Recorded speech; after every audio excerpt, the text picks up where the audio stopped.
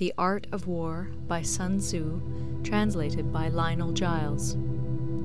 Part 3. Attack by Stratagem. Sun Tzu said, "In the practical art of war, the best thing of all is to take the enemy's country whole and intact. To shatter and destroy it is not so good. So too, it is better to recapture an army entire than to destroy it, to capture a regiment, a detachment, or a company entire than to destroy them. Hence, to fight and conquer in all your battles is not supreme excellence. Supreme excellence consists in breaking the enemy's resistance without fighting. Thus, the highest form of generalship is to balk the enemy's plans. The next best is to prevent the junction of the enemy's forces. The next in order is to attack the enemy's army in the field. And the worst policy of all is to besiege walled cities. The rule is not to besiege walled cities if it can possibly be avoided. The preparation of mantlets, movable shelters, and various implements of war will take up 3 whole months, and the piling up of mounds against the walls will take 3 months more.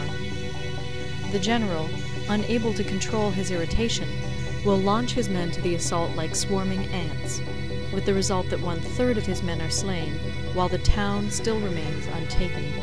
Such are the disastrous effects of a siege.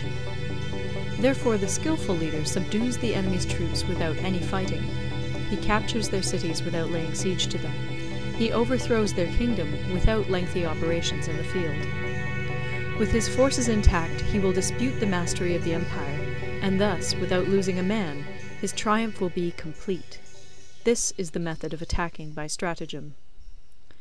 It is the rule in war, if our forces are 10 to the enemy's 1, to surround him; if 5 to 1, to attack him; if twice as numerous, to divide our army into 2. If equally matched, we can offer battle; if slightly inferior in numbers, we can avoid the enemy; if quite unequal in every way, we can flee from him. Hence, though an obstinate fight may be made by a small force, in the end it must be captured by the larger force. Now the general is the bulwark of the state. If the bulwark is complete at all points, the state will be strong. If the bulwark is defective, the state will be weak. There are 3 ways in which a ruler can bring misfortune upon his army. 1. By commanding the army to advance or to retreat, being ignorant of the fact that it cannot obey. This is called hobbling the army. 2. By attempting to govern an army in the same way as he administers a kingdom, being ignorant of the conditions which obtain in an army. This causes restlessness in the soldiers' minds. 3. By employing the officers of his army without discrimination through ignorance of the military principle of adaptation to circumstances. This shakes the confidence of the soldiers. But when the army is restless and distrustful, trouble is sure to come from the other feudal princes. This is simply bringing anarchy into the army and flinging victory away. Thus, we may know that there are 5 essentials for victory. 1.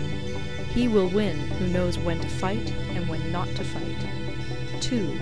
He will win who knows how to handle both superior and inferior forces.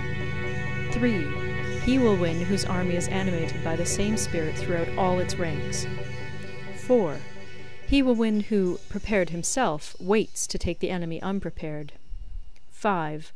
He will win who has military capacity and is not interfered with by the sovereign. Hence the saying, if you know the enemy and know yourself, you need not fear the result of 100 battles. If you know yourself, but not the enemy, for every victory gained you will also suffer a defeat. If you know neither the enemy nor yourself, you will succumb in every battle. End of Part 3. Part 4. Tactical dispositions. Sun Tzu said, "The good fighters of old first put themselves beyond the possibility of defeat, and then waited for an opportunity of defeating the enemy. To secure ourselves against defeat lies in our own hands, but the opportunity of defeating the enemy is provided by the enemy himself. Thus, the good fighter is able to secure himself against defeat, but cannot make certain of defeating the enemy." Hence the saying, one may know how to conquer without being able to do it. Security against defeat implies defensive tactics.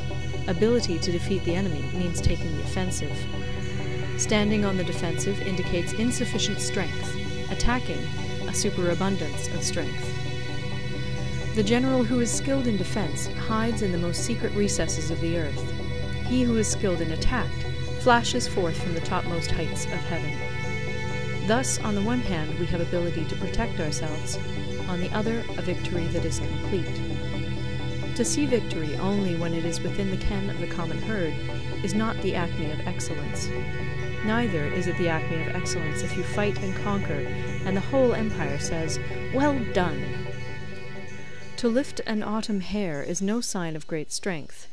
To see the sun and moon is no sign of sharp sight. To hear the noise of thunder is no sign of a quick ear. What the ancients called a clever fighter is one who not only wins, but excels in winning with ease. Hence his victories bring him neither reputation for wisdom nor credit for courage. He wins his battles by making no mistakes.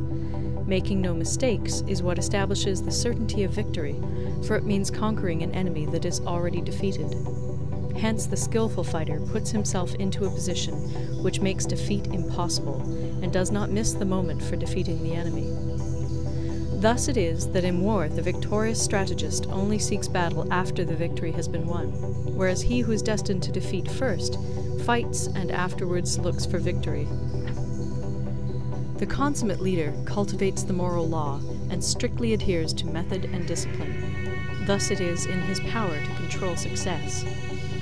In respect of military method we have, firstly, measurement, secondly, estimation of quantity, thirdly, calculation, fourthly, balancing of chances, fifthly, victory. Measurement owes its existence to earth, estimation of quantity to measurement, calculation to estimation of quantity, balancing of chances to calculation, and victory to balancing of chances. A victorious army opposed to a routed one is as a pound's weight placed in the scale against a single grain.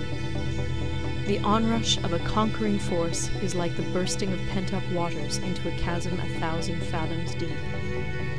End of Part 4.